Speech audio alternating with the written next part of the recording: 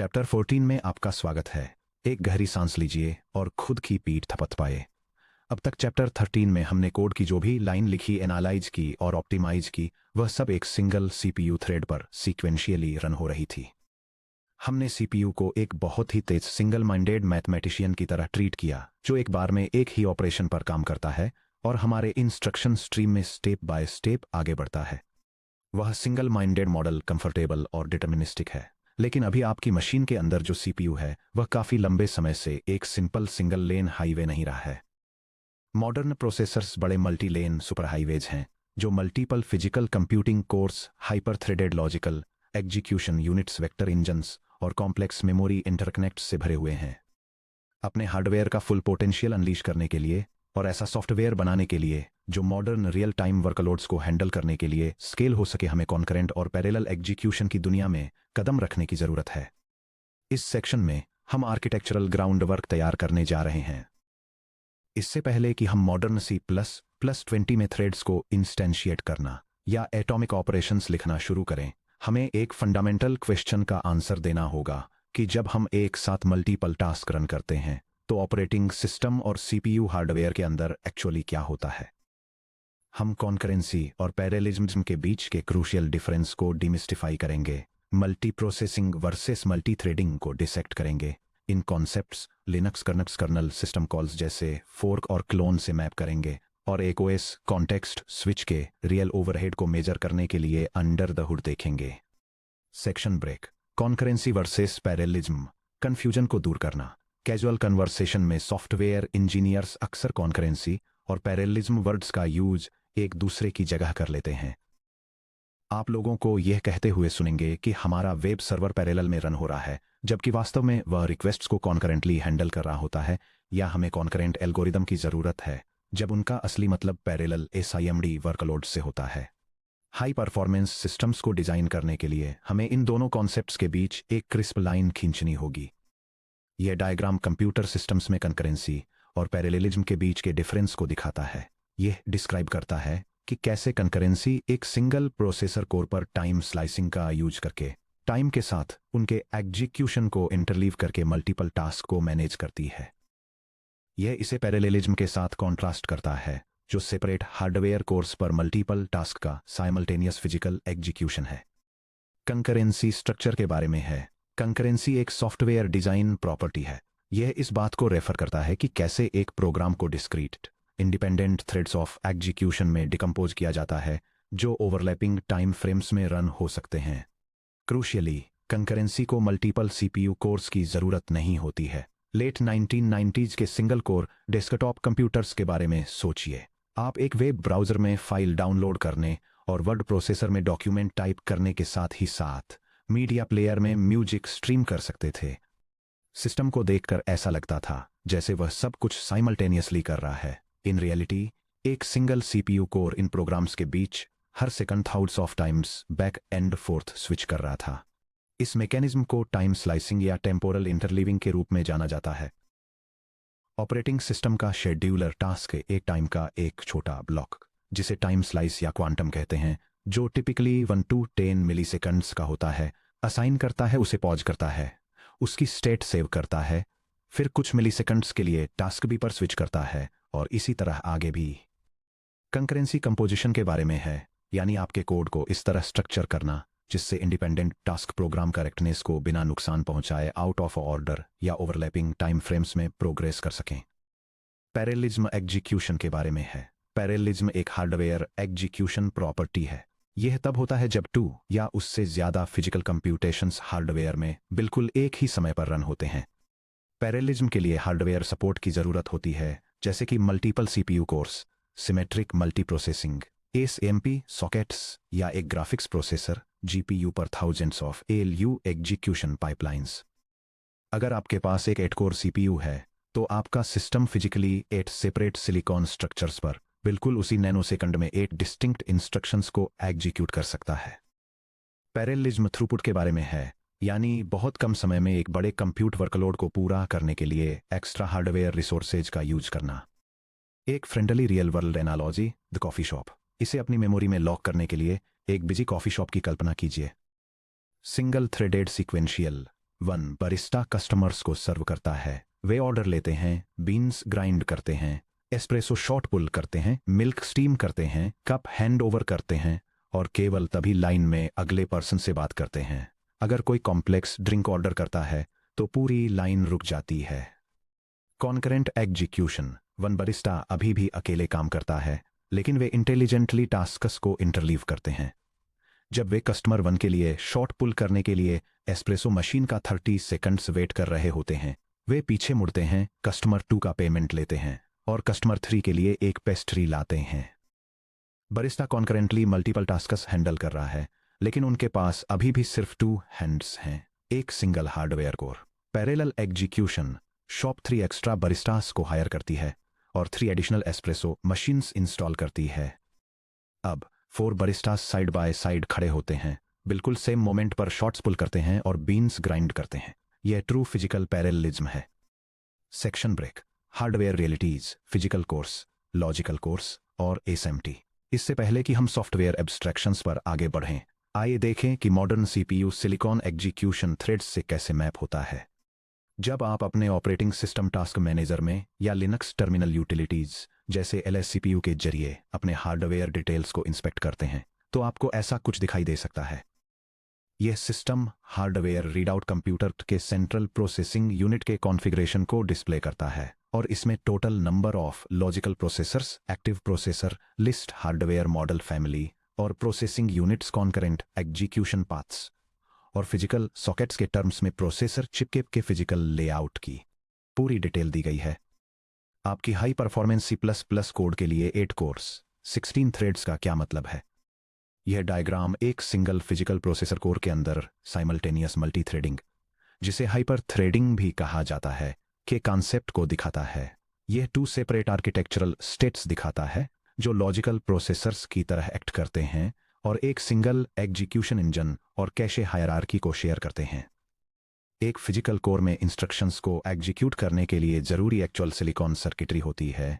Execution units, ALUs, FPUs, vector execution pipes, AL1 data या instruction caches, branch predictors और instruction decoders. Simultaneous multithreading, SMT, जिसे Intel architectures पर hyper threading के रूप में जाना जाता है, एक कोर के केवल लाइटवेट आर्किटेक्चरल स्टेट को डुप्लीकेट करता है, जैसे general purpose registers, instruction pointer और स्टैक पॉइंटर, जबकि हैवी एग्जीक्यूशन इंजनों और कैशेज को शेयर करता है। OS कर्नल के लिए SMT इनेबल्ड एक single physical core 2 logical course या OS थ्रेड्स की तरह दिखता है। अगर लॉजिकल थ्रेड 0 मेन रैम से डेटा लोड होने का इंतजार करते हुए स्टॉल हो जाता है, तो CPU हार्डवेयर शेड्यूलर तुरंत एग्जीक्यूशन यूनिट्स को लॉजिकल थ्रेड 1 से इंस्ट्रक्शंस प्रोसेस करने के लिए फ्लिप कर देता है। हालांकि SMT मिक्स्ड वर्कलोड्स के लिए ओवरऑल थ्रूपुट को 15% से 30% तक बढ़ा सकता है, पर यह हैवी न्यूमेरिकल या वेक्टर रूटीन्स के लिए आपके कंप्यूट थ्रूपुट को डबल नहीं करता है। अगर दोनों logical threads vector floating point units या FPUs के 100% की डिमांड करते हैं, तो वे बिल्कुल सेम फिजिकल हार्डवेयर पाइपलाइंस के लिए कंपीट करेंगे। Section break. Multi processing versus multi threading, virtual memory और आइसोलेशन। अब जब हम समझ चुके हैं कि सॉफ्टवेयर एग्जीक्यूशन CPU हार्डवेयर से कैसे मैप होता है, तो ऑपरेटिंग सिस्टम रनिंग प्रोग्राम्स को कैसे आइसोलेट और ऑर्गेनाइज करता है। कॉन्करेंट सिस्टम्स बनाते समय काम को डिवाइड करने के लिए आपके पास 2 प्राइमरी आर्किटेक्चरल चॉइसेस होती हैं, मल्टी प्रोसेसिंग यानी मल्टीपल इंडिपेंडेंट प्रोसेसेस रन करना, या मल्टी थ्रेडिंग यानी एक सिंगल प्रोसेस के अंदर मल्टीपल थ्रेड्स रन करना। ट्रेड ऑफ्स को सच में समझने के लिए हमें इसे वापस उससे कनेक्ट करना होगा जो हमने chapter 4.1 the virtual memory map, chapter 7.2 Linux process creation system calls में सीखा था। यह डायग्राम मल्टी प्रोसेसिंग और मल्टी थ्रेडिंग के बीच के आर्किटेक्चरल डिफरेंसेस को दिखाता है। मल्टी प्रोसेसिंग में separate processes isolated virtual address spaces में रन करते हैं, जिसमें हर एक का अपना स्टैक, हीप, डेटा सेगमेंट्स और पेज टेबल होता है जो आइसोलेटेड फिजिकल मेमोरी पर मैप करता है। मल्टी थ्रेडिंग में मल्टीपल थ्रेड्स एक सिंगल वर्चुअल एड्रेस स्पेस को शेयर करते हैं, जिसका मतलब है कि उनके पास इंडिविजुअल स्टैक्स होते हैं, लेकिन वे same heap, global variables, code segments और पेज टेबल को शेयर करते हैं। Multi processing isolated virtual address spaces एक प्रोसेस रिसोर्स आइसोलेशन और ओनरशिप की ऑपरेटिंग सिस्टम की फंडामेंटल यूनिट है। जब आप एक प्रोसेस लॉन्च करते हैं तो ओएस कर्नल इसके लिए एक बिल्कुल नया private virtual address space allocate करता है जो इसके अपने डेडिकेटेड पेज टेबल से बैक होता है। मल्टी प्रोसेसिंग के characteristics. Memory isolation. Process A process B की मेमोरी को रीड या राइट नहीं कर सकता है। अगर प्रोसेस ए अपने मैप्ड वर्चुअल पेजेस के बाहर किसी एड्रेस को एक्सेस करने की कोशिश करता है तो हार्डवेयर एमएमयू यानी मेमोरी मैनेजमेंट यूनिट एक पेज फॉल्ट ट्रिगर करता है और कर्नेल तुरंत उसे एक सेगमेंटेशन फॉल्ट सिगसेगवी के साथ रोक देता है। Crash resilience. अगर कोई एक प्रोसेस नल पॉइंटर डीरेफरेंस या हीप करप्शन की वजह से क्रैश हो जाता है तो दूसरे प्रोसेसेस बिना किसी नुकसान के चलते रहते हैं। ये मल्टी प्रोसेसिंग को हाई अवेलेबिलिटी सिस्टम्स के लिए आइडियल बनाता है, जैसे वेब ब्राउजर्स जो टैब्स को अलग अलग प्रोसेसेस में बांटते हैं, या multi tenant micro services. High communication overhead. चूंकि प्रोसेसेस मेमोरी शेयर नहीं करते हैं इसलिए वे सिर्फ एक रॉ पॉइंटर पास करके डेटा एक्सचेंज नहीं कर सकते। उन्हें कर्नेल द्वारा मैनेज किए जाने वाले inter process communication IPC primitives पर निर्भर रहना पड़ता है, जैसे कि एनोनिमस या named pipes, Unix domain sockets या network sockets, POSIX shared memory segments, SHM get, SHM open, mmap और मैसेज क्यूज। आईपीसी के जरिए भेजे जाने वाले डेटा के लिए आमतौर पर सीरियलाइजेशन यानी डेटा को बाइट्स में पैक करने और डिसीरियलाइजेशन यानी बाइट्स को अनपैक करने की जरूरत होती है, जिससे काफी ज्यादा सीपीयू लेटेंसी और मेमोरी कॉपी करने का ओवरहेड आ जाता है। लिनक्स प्रोसेसेस कैसे क्रिएट करता है? फोर्क और copy on right COW। Chapter 7.2 से याद करें कि लिनक्स जैसे पॉसिक्स सिस्टम्स के तहत फोर्क सिस्टम कॉल का यूज करके एक नया प्रोसेस क्रिएट किया जाता है। जब कोई प्रोसेस फोर्क कॉल करता है तो कर्नेल पेरेंट प्रोसेस के पूरे फिजिकल रैम फुटप्रिंट को तुरंत डुप्लीकेट नहीं करता है, जिसमें हंड्रेड्स ऑफ मेगाबाइट्स या गीगाबाइट्स लग सकते हैं। इसके बजाय यह कॉपी ऑन राइट COW का यूज करता है। कर्नल पेरेंट के पेज टेबल की एक डुप्लीकेट कॉपी के साथ एक नया चाइल्ड प्रोसेस स्ट्रक्चर क्रिएट करता है। दोनों पेरेंट और चाइल्ड पेज टेबल्स बिल्कुल सेम फिजिकल रैम पेजेस को पॉइंट करते हैं। कर्नल दोनों पेज टेबल्स में सभी शेयर्ड मेमोरी पेजेस को रीड ओनली की तरह मार्क कर देता है। अगर पेरेंट या चाइल्ड में से कोई भी पेज पर राइट करने की कोशिश करता है तो हार्डवेयर एमएमयू एक राइट फॉल्ट ट्रैप ट्रिगर करता है। कर्नल इसमें दखल देता है, एक नया फिजिकल 4 किलोबाइट पेज एलोकेट करता है, उसमें ओरिजिनल डेटा कॉपी करता है, फॉल्टिंग प्रोसेस के पेज टेबल को नए राइटेबल पेज को पॉइंट करने के लिए अपडेट करता है और एग्जीक्यूशन को रिज्यूम करता है। जबकि COW फॉर्क को बहुत ज्यादा फास्ट बना देता है, फिर भी एक नया प्रोसेस क्रिएट करने में नए कर्नल टास्क स्ट्रक्चर्स एलोकेट करना, पेज टेबल्स को डुप्लीकेट करना और अलग प्रोसेस IDS यानी PIDS असाइन करना शामिल होता है। Section break. Multithreading shared memory dedicated stacks. एक थ्रेड, जिसे अक्सर लिनक्स में लाइटवेट प्रोसेस या LWP कहा जाता है, CPU एग्जीक्यूशन शेड्यूलिंग की बेसिक यूनिट है।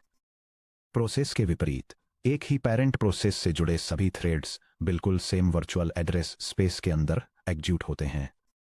थ्रेड्स क्या शेयर करते हैं? मेमोरी हीप, न्यू, मैलॉक या standard containers. STD vector, STD unique pointer के जरिए एलोकेट किया गया कोई भी ऑब्जेक्ट प्रोसेस के किसी भी थ्रेड द्वारा एक्सेस किया जा सकता है। ग्लोबल और static variables. Module level state और स्टैटिक सिंगलटन्स एक शेयर्ड डेटा सेगमेंट में रहते हैं। फाइल डिस्क्रिप्टर्स और system handles. Open sockets, open files, FILE star, file descriptor integers और डेटाबेस हैंडल्स थ्रेड्स के बीच शेयर होते हैं। कोड या टेक्स्ट सेगमेंट। सभी थ्रेड्स मेमोरी में बिल्कुल सेम कंपाइल्ड मशीन कोड से इंस्ट्रक्शंस एग्जीक्यूट करते हैं। हर थ्रेड इंडिपेंडेंटली क्या ऑन करता है? भले ही थ्रेड्स एक यूनिफाइड एड्रेस स्पेस शेयर करते हैं, फिर भी हर थ्रेड को इंडिपेंडेंटली एग्जीक्यूट होना पड़ता है। इसलिए हर थ्रेड का अपना खुद का आइसोलेटेड थ्रेड एग्जीक्यूशन कॉन्टेक्स्ट होता है, जैसे थ्रेड ID TID, जो ऑपरेटिंग सिस्टम द्वारा असाइन किया गया एक यूनिक आइडेंटिफायर है। आर्किटेक्चरल रजिस्टर सेट यानी CPU हार्डवेयर रजिस्टर्स जो उस थ्रेड को असाइन होते हैं जब वो रन करता है। इसमें general purpose registers RAX, RBX etcetera, vector registers YMM, ZMM और 2 क्रिटिकल कंट्रोल रजिस्टर्स शामिल हैं, जैसे इंस्ट्रक्शन पॉइंटर RIP या PC, जो यह ट्रैक करता है कि यह स्पेसिफिक थ्रेड मशीन इंस्ट्रक्शन की कौन सी लाइन एग्जीक्यूट कर रहा है। स्टैक पॉइंटर RSP या SP, जो थ्रेड की प्राइवेट स्टैक मेमोरी के टॉप को पॉइंट करता है। प्राइवेट स्टैक फ्रेम एलोकेशन, जिसमें ओएस एक dedicated continuous block of virtual memory allocate करता है, जो ओएस सेटिंग्स के हिसाब से डिफ़ॉल्ट रूप से आमतौर पर 1 AMB से 8 AMB तक होता है, ताकि वो उस थ्रेड के स्टैक की तरह काम कर सके।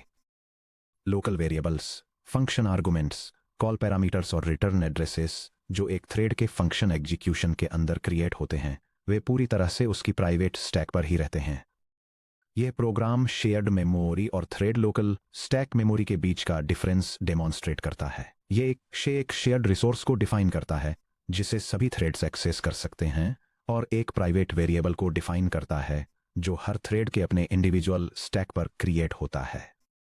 इसके बाद यह प्राइवेट वेरिएबल के मेमोरी एड्रेस को शेयर्ड वैल्यू के साथ प्रिंट करता है, ताकि यह इलस्ट्रेट किया जा सके कि थ्रेड्स अलग अलग मेमोरी सेगमेंट्स के साथ कैसे इंटरेक्ट करते हैं। Section break, processes versus threads को कंपेयर करना। चलिए इन ऑपरेशनल ट्रेड ऑफ्स को एक side by side comparative architectural matrix में कंसोलिडेट करते हैं।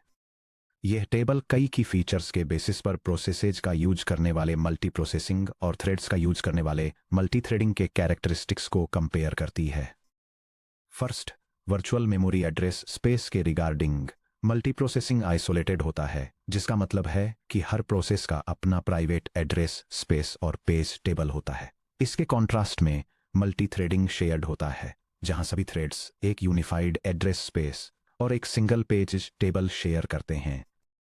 सेकंड, डेटा एक्सचेंज और कम्युनिकेशन के लिए मल्टी प्रोसेसिंग में हाई लेटेंसी होती है और यह कॉम्प्लेक्स होता है, जिसके लिए सॉकेट्स, पाइप्स या शेयर्ड मेमोरी एपीआई जैसे एक्सप्लिसिट इंटर प्रोसेस कम्युनिकेशन की रिक्वायरमेंट होती है। दूसरी तरफ मल्टी थ्रेडिंग में लो लेटेंसी होती है और यह डायरेक्ट होता है, जिससे थ्रेड्स सीधे शेयर्ड पॉइंटर एड्रेसेज को रीड और राइट कर सकते हैं। थर्ड, मल्टी प्रोसेसिंग के लिए रिसोर्स क्रिएशन ओवरहेड हैवी होता है, क्योंकि कर्नेल को task structs, page tables, file descriptor tables और inter process communication channels allocate करने होते हैं। इसके अपोजिट मल्टी थ्रेडिंग लाइटवेट होता है, जिसमें कर्नेल को केवल एक छोटा टास्क स्ट्रक्ट, एक रजिस्टर सेव एरिया और एक थ्रेड स्टैक एलोकेट करने की जरूरत होती है। फोर्थ, मल्टी प्रोसेसिंग के लिए context switch overhead high cost होता है, जिसमें CPU CR3 रजिस्टर को अपडेट करके और TLB एंट्रीज को फ्लश करके पेज टेबल्स को स्विच करने की जरूरत होती है। मल्टी थ्रेडिंग के लिए ये लो कॉस्ट होता है, क्योंकि पेज टेबल्स अनचेंज्ड रहते हैं और केवल रजिस्टर्स और स्टैक पॉइंटर्स ही स्विच होते हैं। फिफ्थ, मल्टी प्रोसेसिंग में क्रैश और फॉल्ट आइसोलेशन हाई होता है, जिसका मतलब है कि एक प्रोसेस के सेग फॉल्ट होने से नेबरिंग प्रोसेसेज क्रैश नहीं होते हैं। मल्टी थ्रेडिंग में ये लो होता है, जहां एक थ्रेड में मेमोरी करप्शन या सेग फॉल्ट पूरे प्रोसेस को क्रैश कर देता है। फाइनली, मल्टी प्रोसेसिंग के लिए सिंक्रोनाइजेशन रिक्वायरमेंट मिनिमल होती है, क्योंकि isolated memory unintended data interference को रोकती है। हालांकि मल्टी थ्रेडिंग के लिए सिंक्रोनाइजेशन क्रिटिकल होता है, जिसमें डेटा रेसेज से बचने के लिए स्टैंडर्ड म्यूटेक्स या स्टैंडर्ड एटॉमिक जैसे एक्सप्लिसिट मैकेनिज्म की जरूरत होती है। Section break, underlying system call, Linux clone. यहां एक कूल सिस्टम सीक्रेट है। लिनक्स के अंदर कर्नल के पास वास्तव में प्रोसेसेस और थ्रेड्स के लिए दो फंडामेंटली अलग इंटरनल स्ट्रक्चर्स नहीं होते हैं। इंटरनली दोनों को एक यूनिफाइड कर्नल डेटा स्ट्रक्चर द्वारा रिप्रेजेंट किया जाता है, जिसे टास्क स्ट्रक्ट कहा जाता है। लिनक्स एक सेपरेट प्रोसेस बनाता है या एक शेयर्ड थ्रेड। यह बात एक single lower level system call clone को पास किए गए फ्लैग पैरामीटर्स पर आकर टिकती है। जब आप लिनक्स में फोर्क को कॉल करते हैं, तो सी रनटाइम इंटरनली स्टैंडर्ड फ्लैग्स के साथ क्लोन को कॉल करता है, जो सेपरेट रिसोर्सेज की डिमांड करते हैं। लेकिन जब आप POSIX थ्रेड क्रिएट या मॉडर्न C++ थ्रेड के जरिए एक थ्रेड क्रिएट करते हैं, तो क्लोन को एक्सप्लिसिट शेयरिंग फ्लैग्स के एक बिटमास्क के साथ इन्वोक किया जाता है। यह एक्सप्लेनेशन आउटलाइन करता है कि कैसे लिनक्स क्लोन सिस्टम कॉल का यूज प्रोसेसेज या थ्रेड्स क्रिएट करने के लिए किया जाता है। फर्स्ट केस में बिना मेमोरी शेयर किए एक प्रोसेस क्रिएट किया जाता है, जिससे एक नया एड्रेस स्पेस और पेज टेबल्स बनते हैं। सेकंड केस में पेरेंट प्रोसेस के साथ virtual memory, file system information, open file descriptors और सिग्नल हैंडलर्स शेयर करके एक थ्रेड क्रिएट किया जाता है। क्लोन VM यानी क्लोन वर्चुअल मेमोरी और क्लोन फाइल्स पास करके आप लिनक्स कर्नल को बताते हैं कि एक नया एड्रेस स्पेस मत बनाओ। इस नए एग्जीक्यूशन टास्क को बिल्कुल उसी पेज टेबल और फाइल डिस्क्रिप्टर टेबल पर पॉइंट करो जो पेरेंट की है। इसी डिजाइन की वजह से लिनक्स थ्रेड्स बहुत ज्यादा एफिशिएंट होते हैं। लिनक्स ओएस शेड्यूलर के लिए एक थ्रेड बस एक टास्क अंडरस्कोर स्ट्रक्ट है जो इत्तेफाक से अपने मेमोरी मैप्स को दूसरे एग्जीक्यूशन टास्क के साथ शेयर करता है। Section break under the hood यानी एक ओएस कॉन्टेक्स्ट स्विच का असली ओवरहेड। अब जब हम समझ गए हैं कि मेमोरी के अंदर थ्रेड्स और प्रोसेस कैसे होते हैं, तो चलिए देखते हैं कि जब ऑपरेटिंग सिस्टम एक थ्रेड से दूसरे थ्रेड पर एग्जीक्यूशन स्विच करता है तो क्या होता है। जब आप एक 8 कोर सीपीयू पर 100 थ्रेड्स रन करते हैं तो हार्डवेयर फिजिकली एक ही समय पर सभी 100 थ्रेड्स को प्रोसेस नहीं कर सकता।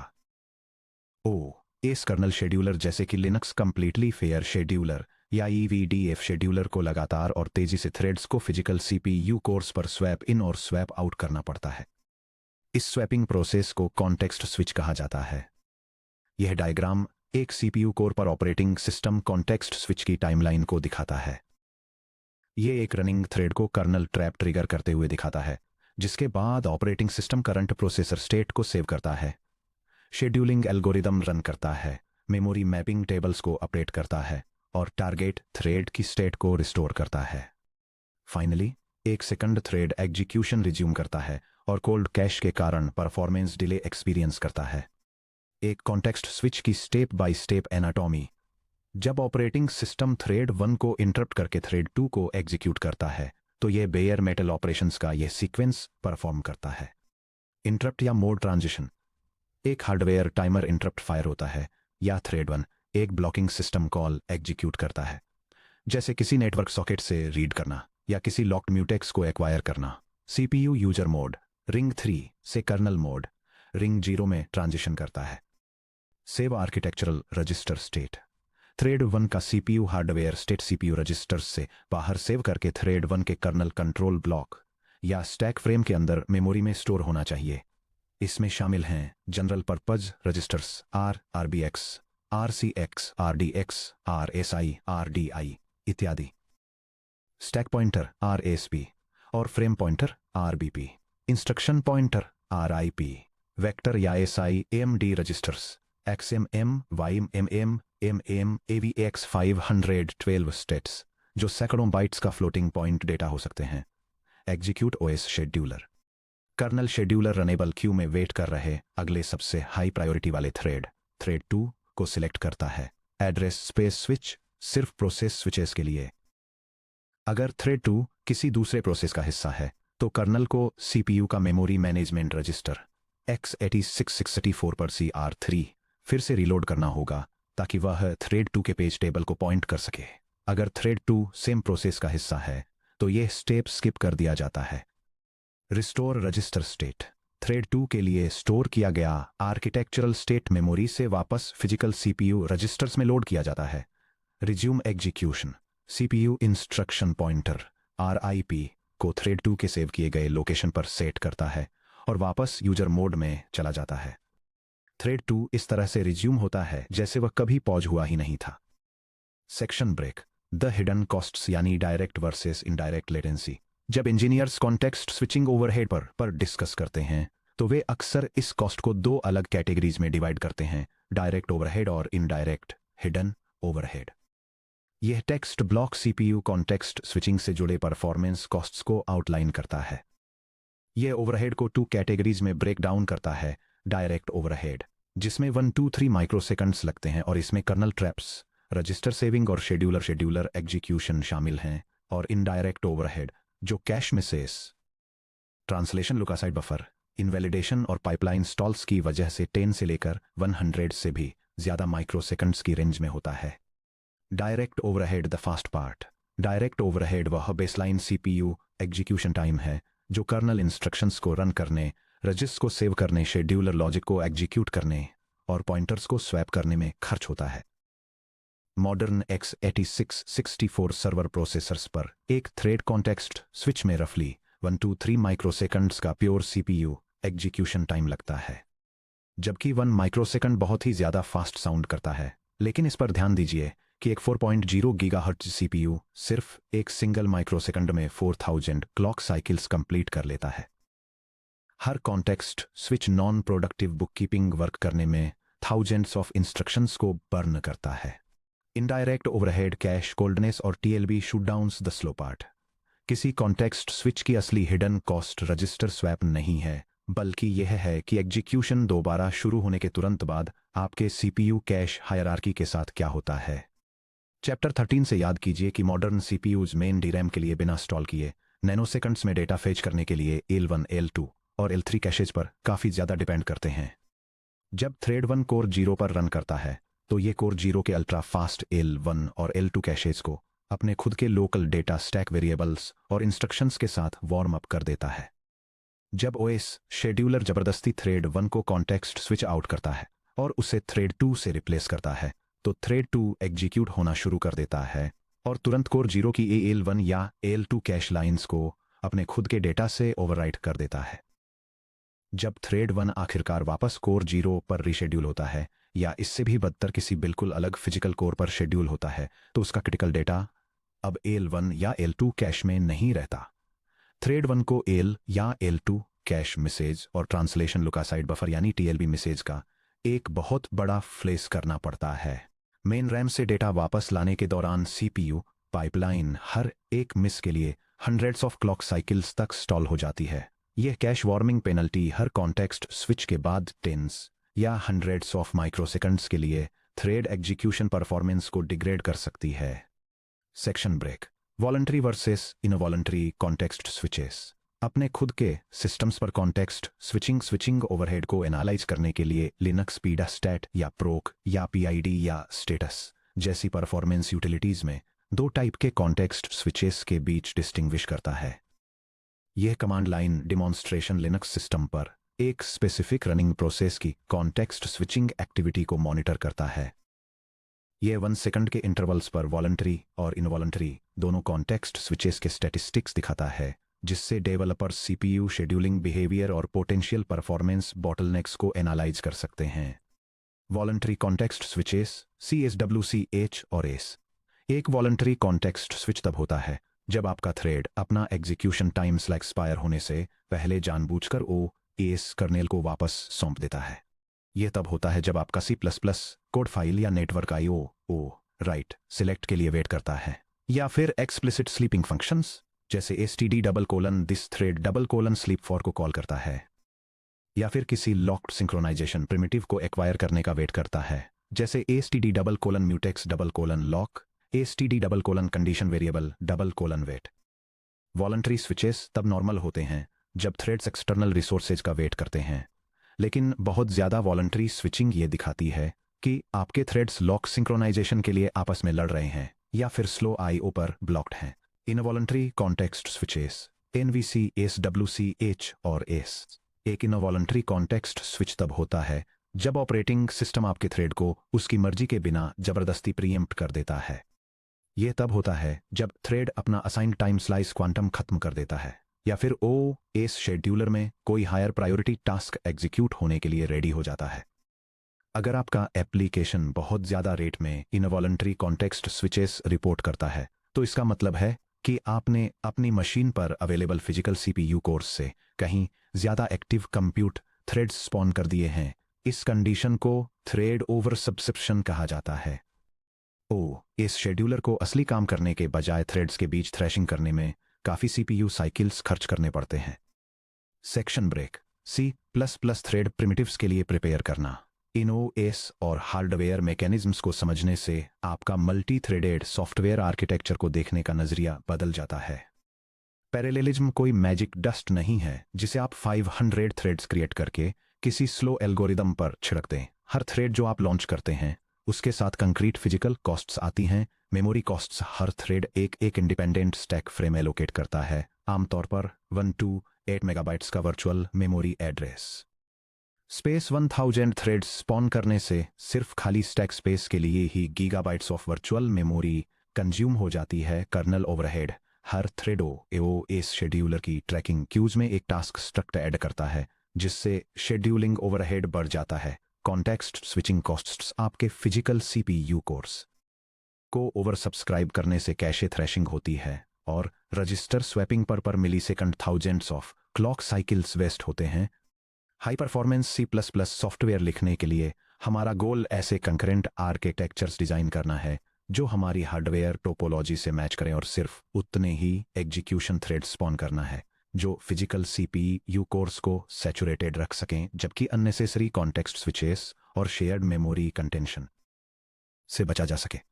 मॉडर्न सी प्लस ऐसे एब्स्ट्रैक्शंस प्रोवाइड करता है जिन्हें इन ऑपरेटिंग सिस्टम प्रिमिटिव्स पर क्लीनली मैप करने के लिए डिजाइन किया गया है, और साथ ही RRAI यानी रिसोर्स एक्विजिशन इज इनिशियलाइजेशन के जरिए थ्रेड लाइफ टाइम्स को सेफली मैनेज किया जाता है। नेक्स्ट सेक्शन में हम इन अंडरलाइंग कर्नल प्रिंसिपल्स को लेंगे और उन्हें कोड पर अप्लाई करेंगे। हम सीखेंगे कि modern C plus plus primitives का यूज करके एग्जीक्यूशन थ्रेड्स को कैसे लॉन्च, मैनेज और सेफली ज्वाइन किया जाता है, और legacy C plus plus 11 patterns C++20 में इंट्रोड्यूस किए गए क्लीन और सेफ RAI सिमेंटिक्स के साथ कॉन्ट्रास्ट करेंगे। पेज पलटिए और चलिए डाइव करते हैं 14.2 creating and managing threads, standard thread और स्टैंडर्ड J थ्रेड C++20 में।